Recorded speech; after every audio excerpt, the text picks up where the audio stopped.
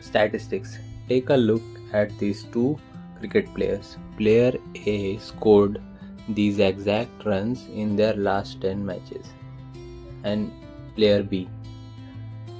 If you calculate their mean or their median, both players look exactly the same. A solid average of 53 runs per match. But are they actually performing the same way? Obviously no. Player B is incredibly consistent, hovering right around 50. Player A is wild, scoring a brilliant 117 but also getting stuck out of for a duck. This proves that measures of central tendency aren't enough. We need to know how scattered the data points are. Welcome to the science of measures of dispersion. The absolute simplest way to measure this scatter is the range, which is just your maximum value minus your minimum value. For player A, the range is a massive 117, while player B's range is a tight 14. While range gives us rough ideas, it only looks at the extremes. It doesn't tell us how the rest of the data behaves relative to the center. To fix this, we need to look at deviations, which is simply the distance of each data point x from a central value. If we try to just average all the raw deviations from the mean, the positive and negative numbers will cancel out and give us 0. To stop this, we take the absolute value using modulus signs to turn every negative distance positive. Let's find the mean deviation above the mean for this raw data set. Step 1, find the arithmetic mean. Step 2, how far each number is from 9, which is the mean calculated in the first step, ignoring any negative signs.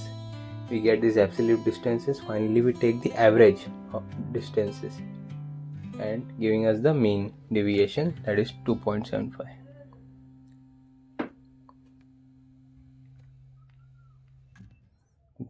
What if our data is grouped inside a frequency table? The logic it stays the same, but we have to account for frequencies.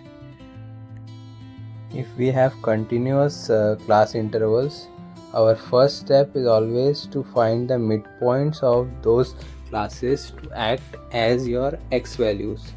Then we'll multiply each absolute deviation by its corresponding frequency before dividing by the total number of observations n. If we are asked to find the mean deviation about the median instead of the mean, use our standard median cumulative frequency formula to isolate the center point first, then run the exact same absolute distance steps relative to that median.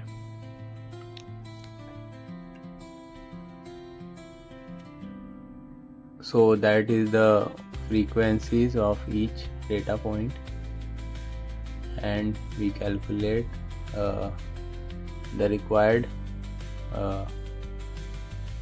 fi mod of xi minus m.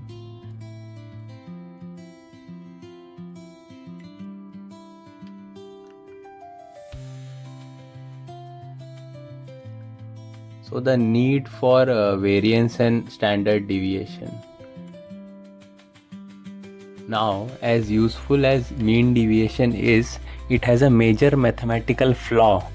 Because it relies on absolute values, it is incredibly difficult to use in advanced algebraic treatments or higher statistical modeling. To get rid of those negative signs without using absolute brackets, mathematicians use a cleaner trick. They square the deviations. The mean of these squared deviations is called the variance, denoted by sigma squared. Because squaring changes our original units, turning centimeters into square centimeters, for example. So we take the positive square root of the variance to get it back to scale. this final value is the standard deviation, the absolute gold standard for measuring dispersion in the real world.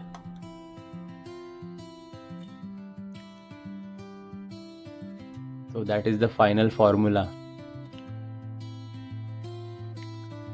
To wrap it all up, range gives us a quick snapshot of data's boundaries. Mean deviation gives you the raw average distance of points from the center. Variance scales up those differences mathematically, and standard deviation brings it back to the original unit for perfect interpretation. When solving these questions,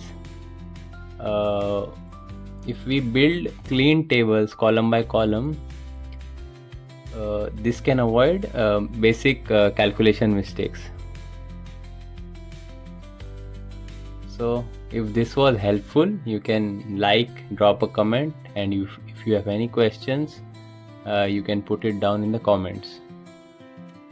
Subscribe for more.